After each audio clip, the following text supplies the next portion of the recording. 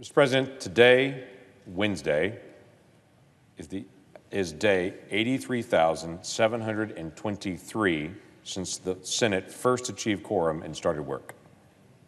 No grand celebration there. That's 229 years, 2 months, 22 days. In that time, this body has deliberated over some of the most difficult issues of our time, of each time. Slavery, war, voting rights. They've all been difficult issues that our nation has debated in this building. But lately, it seems that we do less and less debate and more empty chamber quorum calls, where the people that watch the debate in this room watch an empty room and think, where's the debate happening in the Senate? Now, I can assure you there's work being done. There's a lot happening in committee hearings right now. There's a lot happening in different offices trying to be able to work through the issues. Our days are busy and full, but for some reason, we're not getting to some of the biggest debates of the moment that need to be done and completed. I've had a real push on the nominations process to say we spent 100 days in the last 18 months just on a quorum call waiting on a nomination to be able to come up. That hasn't happened. In fact, in the last 5 presidents combined, there's only been 25 requests for additional time for any nominee in 5 presidents. This time in 18 months, there's been 100. It's slowing the body down. We've got to be able to fix that. We've got to be able to fix our budget process. Our appropriations process is working a little better this year, and that's good. In fact, we've moved 3 bills last week. It's the first time that's happened in a decade in the Senate. That's good progress. But we've got to be able to complete the process so we don't actually end up with omnibus bills. That is going to take some reform. There are 16 of us, 8 Republicans, 8 Democrats, that are meeting consistently to be able to work on how do we reform the process of our budgeting to make sure that we can fix that. So there is some work that needs to be done. There's also some reform that needs to be done. But as we deal with things like the Farm Bill this week, that so far we've not had amendments on and votes on, we've got to be able to reform the process of how we get through the Farm Bill, how we get through our appropriations process, how we get through nominations, and to be able to work through things that are difficult. Things like immigration. Now, I've been in this body multiple times to be able to talk about this issue, and I'll continue to come back to this body and raise it. The challenge that we have with immigration is that there seems to be no deadline to be able to solve it. And so Congress just delays actually working on immigration. And when a deadline comes, Congress finds a way to be able to get around it, or the courts step in and to make some change and say, we're going to make some ruling, which delays the decision here, and it just gets delayed again. The nation is once again looking at the issue of immigration because of what we're watching happening on the border with families. Americans are people of great compassion. We do not want to see families separated, but we also understand the basics of the law. So how do we deal with all these things together? I would say first, this body has got to learn how to be able to focus on solving the issue of immigration rather than just complaining about the issue of immigration. We can't have it come up every once in a while it's in the news and then work on something else when the news stops focusing on it. We have got to solve this issue. Last February, we had 4 different bipartisan bills that came before the Senate. All 4 of them failed. You would think then that there would be work to say, let's combine, let's find the common ground between the 4 different bills, form a final bill, and pass it in the Senate. Instead, the Senate got distracted with something else and walked away. We have got to solve the issues of immigration. What's currently separating families is not a new issue. Some people believe that it might be, but it's not new. This comes out of a Flores decision from 1997. Every single president has struggled under this Flores decision from a court in California. That court said you can only detain children 20 days. Well, it takes 35 days to do a hearing. So the court set up an impossible situation where it takes 35 days to do a hearing. You can only hold children for 20 days. And so every administration has had the same problem. Do I release people into the country and tell them to show up for what's called a notice to appear at a future court date so their family can stay together, or do I separate families? Previous administrations have said, I will just release people into the country, and we'll tell them at a future date to be able to show up at a hearing. Well, there are a couple of problems with that. One is Thousands upon thousands of those individuals never show up for their first hearing, the notice to appear. The vast majority beyond that, after they show up for their first hearing, are given what's called a notice of removal to say you don't qualify to be in the country legally, so you need to leave. The problem is 98% of those individuals then don't leave. Once they get that notice of removal, they find a way to be able to disappear into the country, move to a new city, and they're gone. Well, this administration is struggling with that to say what we've created is an incentive to come into the country illegally. That if you cross the border and bring your family, you'll be released into the country, and then you can just disappear and no one will ever go and try to find you. That's a problem with just a legal system, period. Now, I'm not cold to immigration. Quite frankly, I'm grateful that we're one of the most open immigration countries in the world. We have 1.1 million people a year that become legal citizens of the United States, going through the process the right way. 1.1 million a year. I just spoke at a naturalization ceremony in Oklahoma City. If you ever come to one, and I encourage every American to be able to go to one of the naturalization ceremonies, but take Kleenex with you.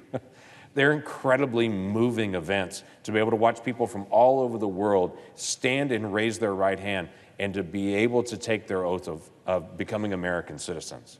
To say the Pledge of Allegiance for the first time as an American, to hold the little American flag and to be able to wave it, to see their family cheer them from the audience saying, we are Americans together. It's incredibly moving to be able to be at that. 1.1 million people a year do it the right way. But let me add one more number to you. 500,000 people a day legally cross our southern border. Let me run that past this body again. 500,000 people a day legally cross our southern border. We're not a nation that's closed to immigration. We're a nation that's open to immigration. 500,000 people a day legally go through that process of crossing the border back and forth. And that's just coming from the south to the north. That's not counting the people going from the north back to the south, back into Mexico.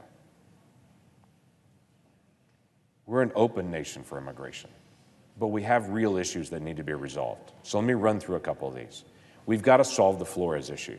We shouldn't have an impossible situation to say you can either release people into the country that we know by and large will never show up for a court hearing, or to be able to detain them and separate families. That's intolerable.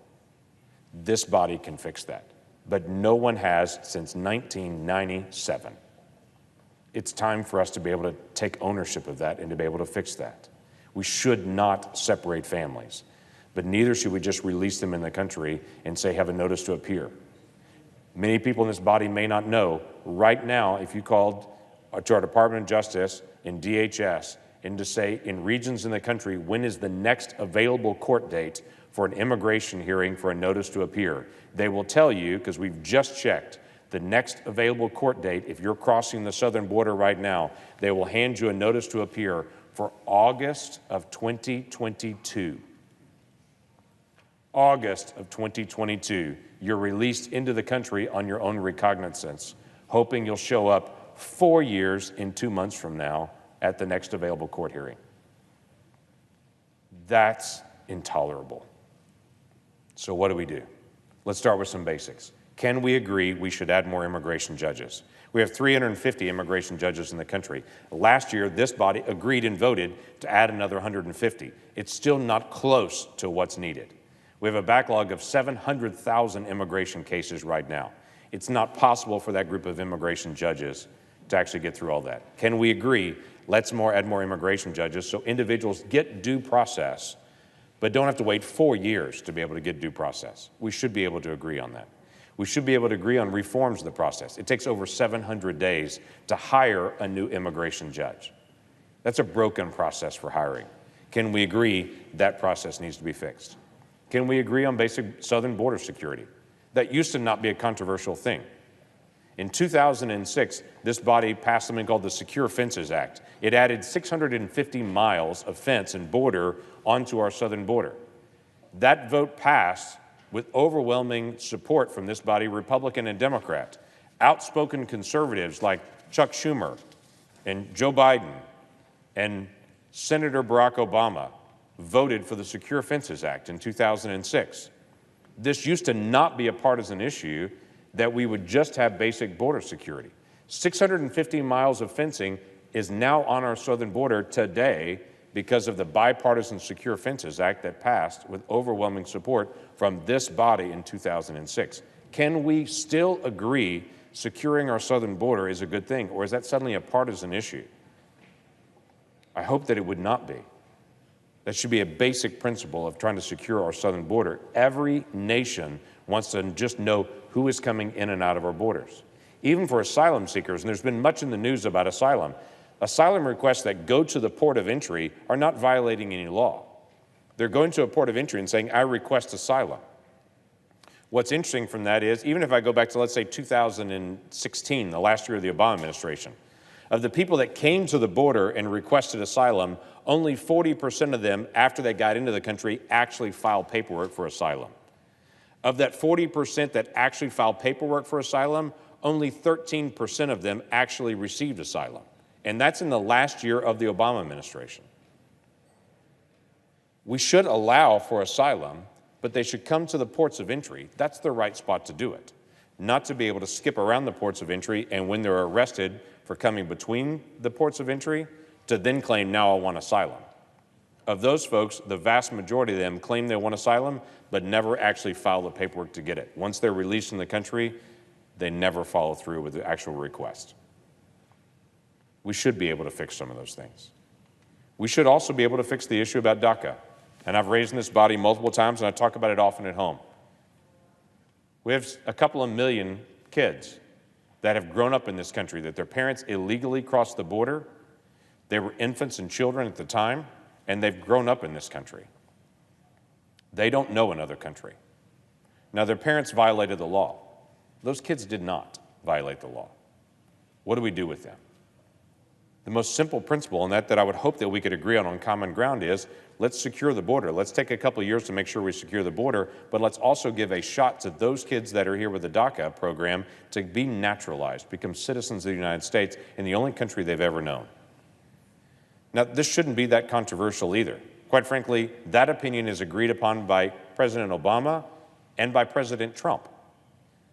Over 70 members of this body back in February voted for a bill that allowed for naturalization of individuals in the DACA program. Now, we had 4 bills that we voted on. None of them got 60 votes. But if you count up each of the people that voted for them on a bill that included naturalization for those kids, over 70 people voted for that in this body. Of some level. We have common agreement we should do that. We can't seem to finish the work to actually do it, though. We should be able to resolve that. We should be able to fix the issues of family separation. We should be able to solve basic border security issues. This is doable stuff, but we need this body to focus and to be able to actually get it done. Every issue that we debate here is controversial.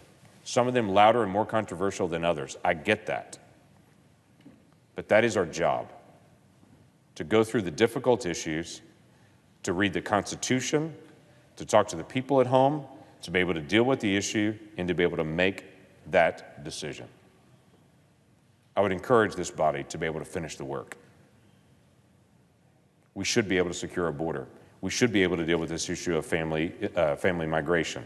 We should be able to keep families together, but actually go through the legal process, not just release them into the country for a 4 years from now hearing that they probably will not show up at. We should be able to do this and to find that common ground. Let's work together. Let's finish the task that needs to be done on this and actually get this resolved. With that, Mr. President, I yield the floor.